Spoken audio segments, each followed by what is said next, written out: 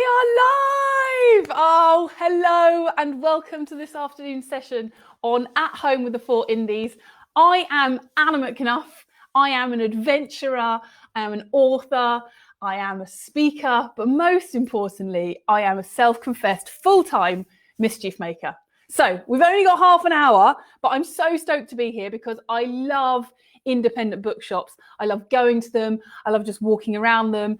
And I'm so pleased to be able to support them during this time because it's massively important. So major props to Booker Bookshops, Forum Books, Bookish and Lingham's for putting on these incredible online events and also for allowing us authors to actually speak to you guys and see what's going on.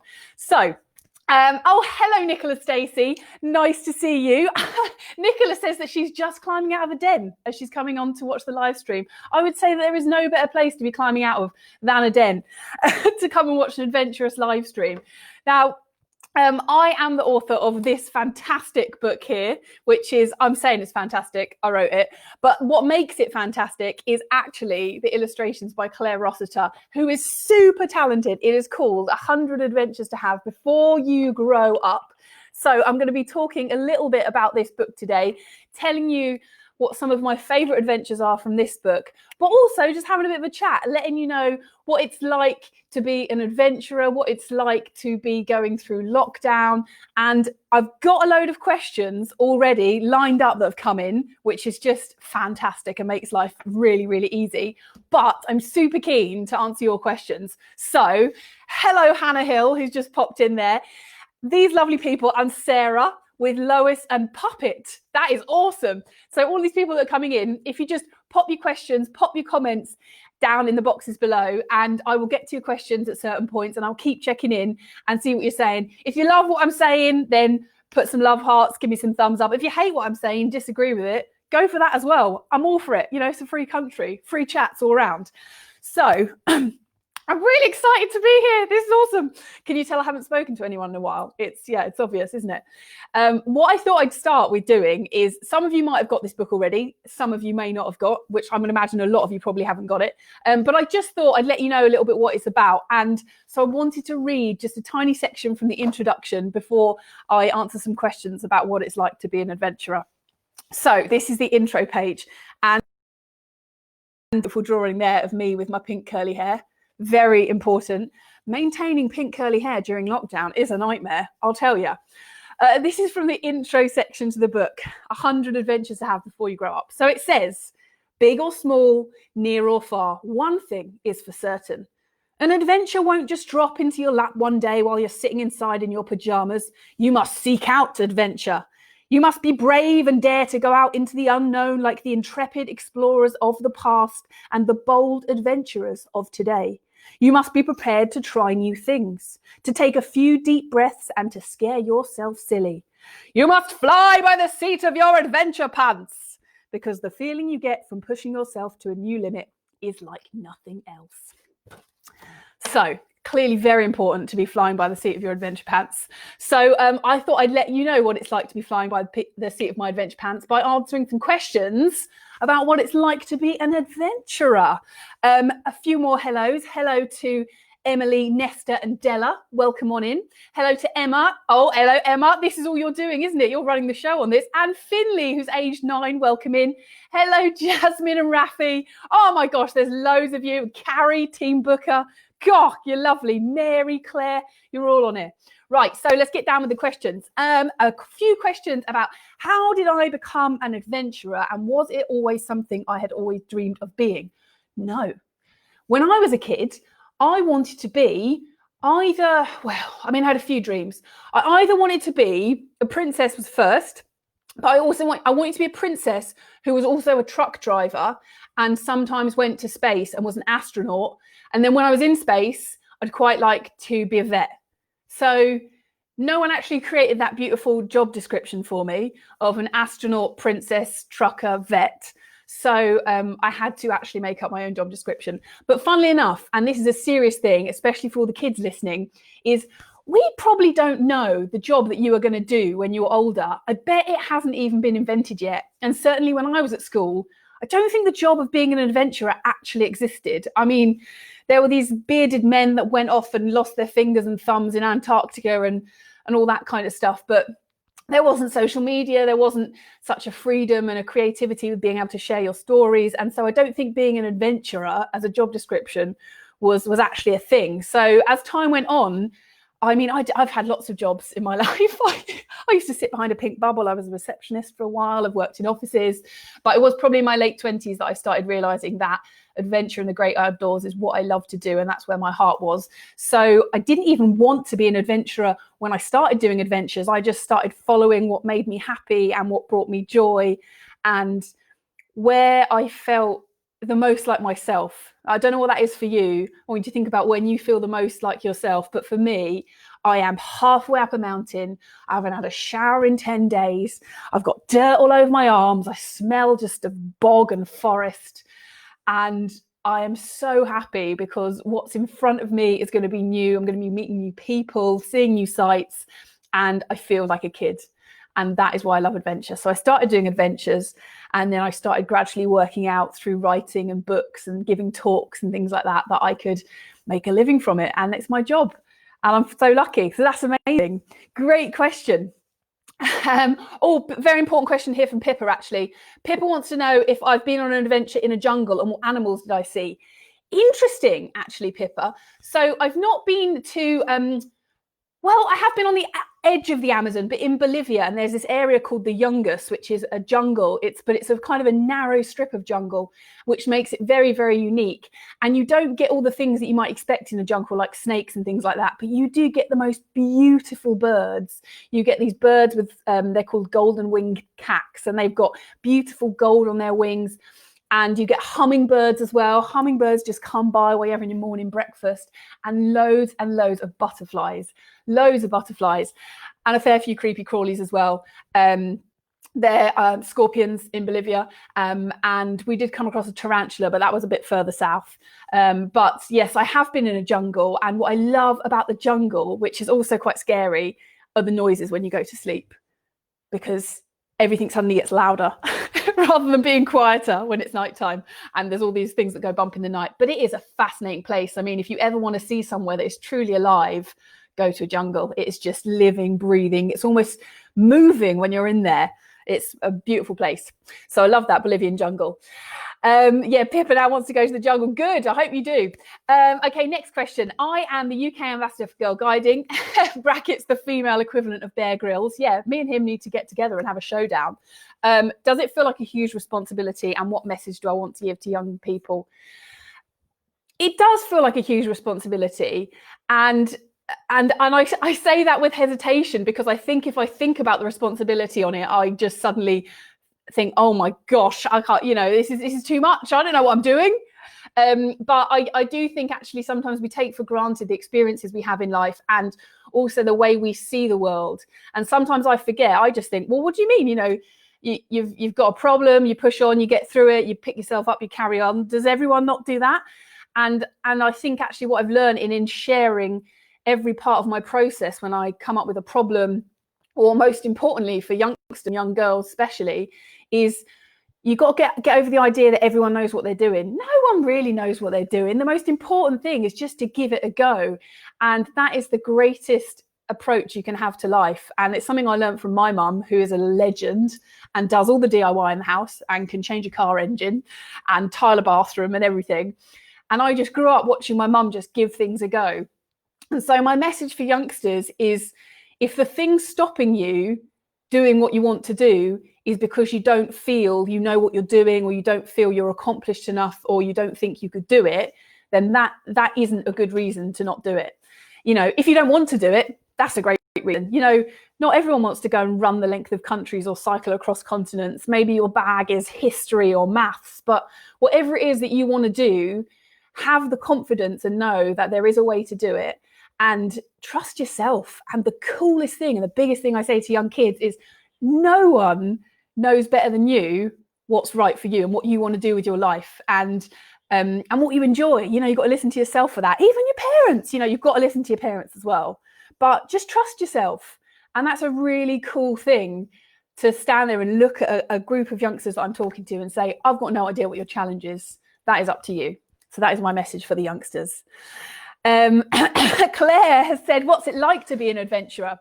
Well, Claire, it's really funny actually, because you'd think it was all just running around in the outside, fresh air, but to make a living as an adventurer, you actually have to go off, do the adventures, and then the important bit comes when you come back home, which is you have to work out how what you've learned and what you've experienced brings value and joy to other people's lives. You know, it's all very well and good going and climbing mountains, and isn't this wonderful? But the thing I like the most is crafting the stories, which is why I love writing books and taking pictures and trying to see if I can show other people that the journey I go on when I'm taking on an adventure is exactly the same. We all go through the same thought processes, you know, fear, anxiety, self-doubt, all of that happens on an adventure.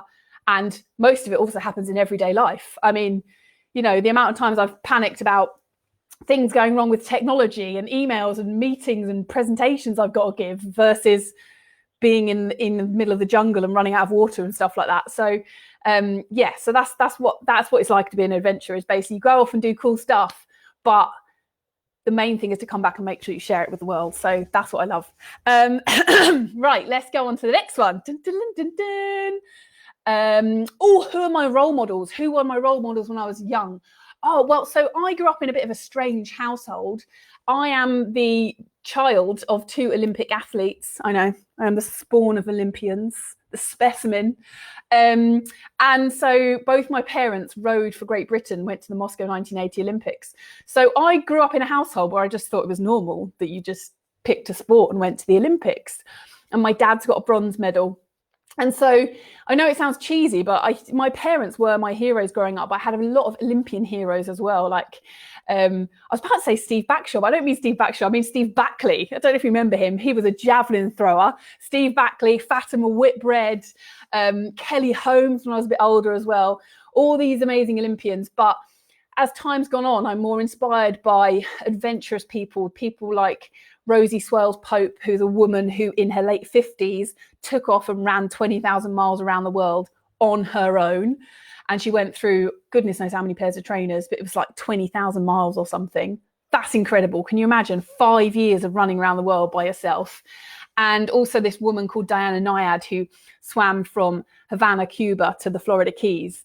And those kinds of people, I just love people who the way the world is says you can't do that, A, because you're too old, you're not fit enough, or it can't be done because you failed multiple times. And these people just somehow find the will to just give it a go and try and not worry about what other people think of them. And I think those people are really inspirational and should be celebrated. So like Captain Tom, you know, so many people would say, calm down, Captain Tom. You shouldn't be walking laps of your driveway on your 100th birthday. Look what he did. Look at the good he did. Amazing man. A question from Claire over here, Claire Jeremiah, and Nia and William. Question from Nia and William, actually. What's the most remote place that I've been to? That's a really good question. I've probably got 2 answers. You can get pretty remote in New Zealand. New Zealand's a very special place because you can get remote very quickly, as in you can get a good 4 or 5 days on foot from the nearest bit of civilization very quickly. So that's probably the furthest I've been on foot in the South Island of New Zealand, which is just, it is one of my favourite countries in the world. I can't have favourites, but it is one of my favourite countries in the world, in the South Island of New Zealand. Beautiful mountains and gorgeous ridge lines, and just you look up at the top and you're sort of 1,700 metres high, and the tall grass is swaying and you're running through.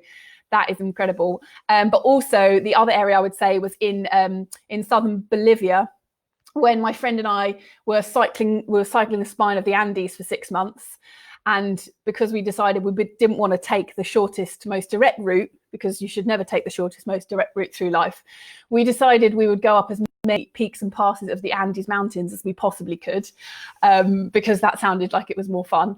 And so we taken a veer off course to go and see if we could cycle up a 6,000 meter volcano. Now, of course, we got to about 5,500 meters on our bikes, and then we had to set out on foot.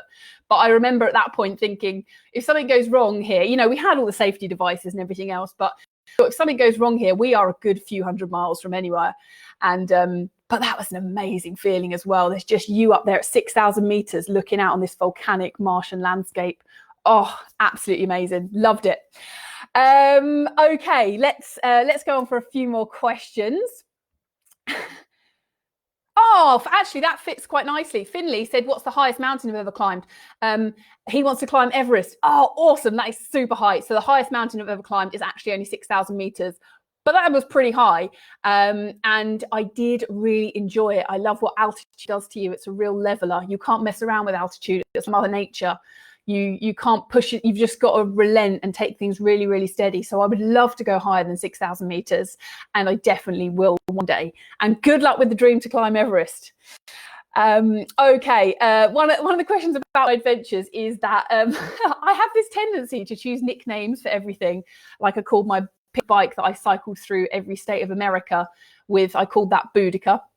And I called my other bike Bernard, and I named my trainers when I was running. I ran this trail through New Zealand, which was about 2,000 miles, and I had 5 pairs of trainers along the way. I just would swap trainers every few hundred miles, and each pair of trainers had a name. So we had Bonnie and Clyde, Butch Cassidy and the Sundance Kid, the Bushwhacker Boys. Who else there? Oh, Frodo and Sam, of course, we're in New Zealand. And then the final pair of trainers was named by a load of local school kids, and they were called Live and Life, which I thought was pretty sweet. But why do I name stuff? Because when you're on your own on an adventure, you've got a bond, and you've got to feel. I just think if I name something, I feel like we can maybe be friends. And if we're friends, then I've got someone else with me and I've got some kind of support. So it's just a mental tactic. And I think everything should have names. I think it's a really important part of just, respect and the law of the universe, that as many things as possible should have names. Like I even name spots when I get my spots. So, yeah, I like to name everything.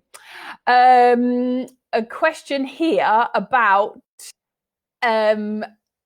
what kind of animals have I seen? There's another question coming there.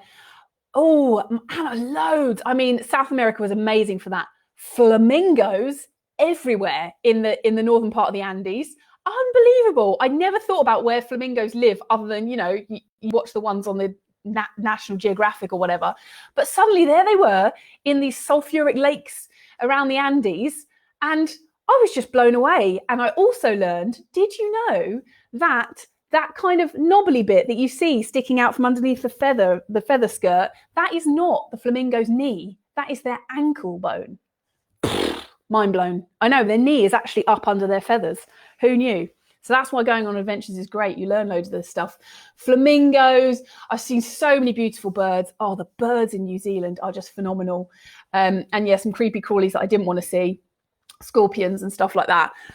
The coolest thing, though, was seeing a grizzly bear in Denali National Park in Alaska when I was cycling there with one of my friends. And the bear must have been about 50 meters away from me, just truffling around in the undergrowth, getting out some berries. And, oh, it was majestic. I just stood there and thought, that is amazing. And then there was a moose as well up the other way. Moose. Their heads are enormous. So that's some of my fave animals. Next question. Are my feet still like panther paws after my Barefoot Britain adventure? Okay. Yeah, should I get them out? My feet. I did, for anyone who doesn't know, which probably a lot of you, I ran from the Shetland Islands to London, which was about 2,352 miles, with no shoes on, which I know sounds absolutely bonkers. I fully accept that it sounds bonkers.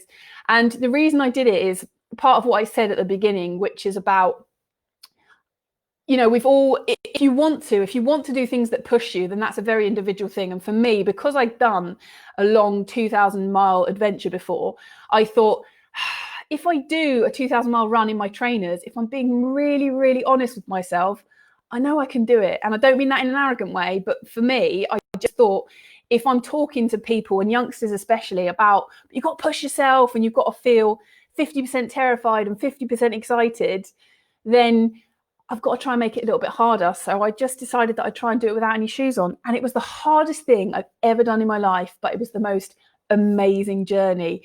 I spoke to thousands of girl guides along the way. I had about 2,500 people come out and run with me at various points. I saw, I mean, the most beautiful landscapes in Britain. I went over to the Isle of Man, down to the Channel Islands, all in my bare tootsies, which don't actually look too bad now. About 10 days after I finished, and I finished in November, my whole of my bottom of my foot just basically fell off. Amazing. But yeah, I called them panther paws by the end because my feet were like panther paws. They were really strong. So I miss having really strong panther paws, but they're kind of still halfway there. So that makes me happy. Oh, I love Janice has said she did not know about the flamingos and she's 57. I know, Janice. I know. I was thinking we need to get a trend going on Twitter, hashtag ankle awareness for the flamingos, because every day is a school day. Oh my gosh, time is just whizzing by, isn't it? Let's talk a little about the book, because I got some questions about that. Where did the book come from? So it's aimed for 8 to 11, but it came from, this was cool. I had a really cool chat with the lovely people at Walker Books, who I've had so much fun working with to produce it. And the first time I went in, we had a chat about a book called 50 Adventures to Have Before You Grow Up. And I said, oh, 50, how do we get to 50? And they said, well, we were thinking 100, but then we actually thought that it'd be really difficult to come up with 100 adventure ideas. I said, sorry? No, hang on. I said, watch me. And they said, are you sure, Anna? I said, yeah, give me a week. And I went away with my spreadsheet and just sat there and they just came out of my head. Amazing, all these adventure ideas. And the coolest thing about it is, and what we were really keen on doing, is making sure there's stuff in here for things that you can do close to home. So they've been really good during lockdown, like learning the names of trees or looking and listening for birds, building dens. I built the most amazing adventure den the other day, even though I'm 35, but that's a great time to build a den. But there were also things in there that are further afield, like visiting the natural wonders of the world. And I'm going to actually, why don't I give you some of my faves? So I've got some of my faves in here and I'll read you so you can see what it's like. So you get a little treat insight. The number 38, adventure number 38, beautiful here. That is called Go on a Nighttime Hike. And it says, imagine hiking through darkened woods among blustery hilltops, guided by the light of the silver moon. It could be a warm summer's evening, or it could be the depths of the frosty winter. Either way, there is something magical about an adventure after dark with a group of friends, when your senses are heightened and familiar things suddenly look different. It's a good idea to pick a route that you've walked during the daytime so that you don't get lost. It won't guarantee that you don't step on a giant cowpat, but you'll just have to take that risk. So that is one of my fave ones. And another fave one that I've got in here is adventure number, what's this one? Adventure number 59, which is swim between 2 points of land. So, I told you earlier on about that amazing woman called Diana Nyad who swam from Havana in Cuba to Florida. Well, she's actually featured here. There's a little bit about her because she was 63 when she did it. I mean, unbelievable. And that was her third attempt. But this is what it says about an adventure to swim between 2 points of land. It says, imagine looking out on an island and wondering who or what might be living there. It might be somewhere that you can't get to on foot or by car. So wouldn't it be brilliant if you could just slip on your swimmers and splash over to find out? Adventures are all about exploring the unknown, and there's no reason why a patch of water should stand between you and your unanswered questions. Set yourself a challenge to swim between 2 points of land and find out exactly what's on the other side of the water. Be sure that when you finish to look back, to put your hands on your hips, to stand tall and proud and to say, I just swam across that. I am amazing. So there's some of my favourite adventures. Oh, thank you. At Home has just said, yeah, you can order that from all your local indie bookshops. Get it at your indie bookshops. Even better if you can do it from one of the 4 that are hosting these. That would be fantastic. Rob says that he's bought a copy for his mother and his mother-in-law. Both are 75 and they both love the book. Like I say, it's a kid's book, but really it's for adults too. It's for adults that don't want to grow up. And I mean, selfishly, I've just written it for myself. So when I'm thinking, right, okay, what adventure do I want to go and do maybe this weekend, or what do I want to put on my bucket list? Then I've got a load of 100 in here. And as I said, the illustrations are just great fun. Claire, who did it, she's super talented. Okay, time for a few more questions. We got about 5 mins left. Where does the time go? It's because I'm having too much fun with you guys. Okay. Rob, beautiful. Claire says, what is it like to be far, far away from home? Oh, do you know what, Claire? I have this really funny thing about home, because home is, I definitely, so I was born and raised in London, Kingston upon Thames, the outskirts of London, and I feel like that is a home of mine, but I never really felt this huge, some people feel wonderfully proud about where they're from, where they live. And I think because London's a big place, I never really felt that sense of being, I guess, anchored. And I probably feel it here in Gloucester, which is where I live now with my boyfriend, Jamie, who's also an adventurer. And so we spend an awful lot of time apart. He ran across Canada dressed as a superhero called Adventure Man, and ran across America, done all sorts of crazy things. And so we always say that home for us is whenever we're together, that's home, because we have to kind of make our home around the world. But to be miles away from home on an adventure, it makes you really appreciate the small things, a bit like being in lockdown. You miss those little things, like having a chat with a stranger in a coffee shop, or just having freedom to go places. And when I'm away from home, I miss the cups of teas. I miss just the tiny things about life, like having coffee on a Sunday.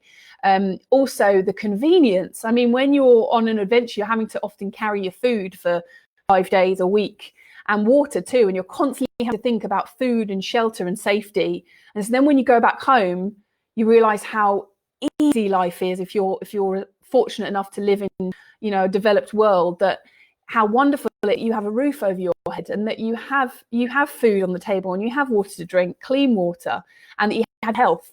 And so I think going away, being far from home, it really gives you that perspective. Obviously, my mum stresses out that I'm far from home quite a lot. She's used to it now. She's wonderful, my mum. She's really, she's got the mum's worry, but we've really found ways as the adventures go on to actually make sure she doesn't have too many sleepless nights. And my dad often presents her with an iPad and a cup of tea and a social media report what's been going on if I'm in a different time zone. And I also have a GPS device that allows to do custom text to my mum, including emojis, so I can make sure that my mum knows where I am, that's safe, and I would message her every night from wherever I am, and she can track along. She loves it. She loves it. I know she does now. She's glad I'm an adventurer. Right, time for a few more questions. Okay, let's go for some advice. My advice: how can people continue having adventures during lockdown? I would say, I have been basically trying to thin the map. So this is my flat here. This is my cycling area where there's roads and canals. And this is my running route, which there's a hill, a country park just to the road. And I'm trying to fill in the gap and do all the different routes I possibly can. And then also running them in reverse, because it's amazing. It sounds ridiculous. It's amazing how different the world looks if you actually just come at it from a different angle, which is why I love adventures, because you can have a completely different experience if you cycle somewhere, if you run somewhere, if you swim somewhere, if you rollerblade it. Saw a person out on rollerblade the other day, got very jealous. So I'm insane by just, my usual sphere for an adventure is like this, but I've shrunk it down to look at my local area and just magnified it. And the lavender, the lavenders and bluebells around the woods, it's just gorgeous. I can hear the birds singing. So I'm just trying to imagine that is my world for the time being. And that is my world. And so to have the same curiosity about that world that I'm living in as I would about the world in general, that I'm keeping sane. Have I ever failed on an adventure? How do I cope with that? Very good question, because in doing anything worthwhile, there should always be a chance of failure. Because if there's not a chance of failure, then you're not really pushing yourself. And terrifying as it may sound, and it is always terrifying, I have, sleepless nights and going, what am I doing? For example, Barefoot Britain, the aim was to try and run the distance of 100 marathons barefoot, and I didn't make it. I only made it the distance of 90 marathons, which, I think that's all right, to be honest. But there was a point in the journey where I got a foot infection and I was 2 weeks off my feet on antibiotics, and I was only 1,000 miles in, and it was such a public journey, and I told the world, the media were following it, and I didn't know if I was going to be able to carry on. And that felt really embarrassing. But then I caught myself and I thought, the only person that thinks this is embarrassing is me. Actually, anyone that's going to criticize you for trying to do something which is really difficult, and like it's relative what's difficult for you, then you don't really want to listen to those people anyway. So the only person whose opinion matters is you and your close friends and family. And so as long as you can be proud of what you've done at the end of the day, if you try something and you fail, fantastic. You probably learn an awful lot in the process. It is better to try something and stretch yourself just that little bit too far than to cruise through life and always feel safe and comfortable. Because that you really will surprise yourself. Honestly, I always say there's more magic in you than you'll ever know. And I've learned that on every single adventure. Okay, we've probably got time for one more question. Okay, can you leave us an idea of one small accessible adventure that everyone should try this weekend? I think the Adventure Den, if you have not built an Adventure Den, get on it. I mean, if you've got fairy lights are really good. An indoor den is equally cool. Make sure if you build an indoor den out of sofa cushions, blankets, coat stands, suitcases, whatever you've got, make sure you get the fairy lights up, Christmas lights. I'm sure we've all got some Christmas lights in there. Make sure you have snacks in that den. You want to get some maps so you can plan your future adventures when we're out of lockdown. And you want to get a really good book, kind of like this one. Any book from your independent local bookstores. Get one of those books, snuggle in, and have a night in your den, even have a movie night. That is my mission to you this weekend. Thank you so much to At Home with 4 Indies, to all of you marvellous people for tuning in. It has been an absolute pleasure, and happy adventuring to you. Stay sane, stay safe. Take care.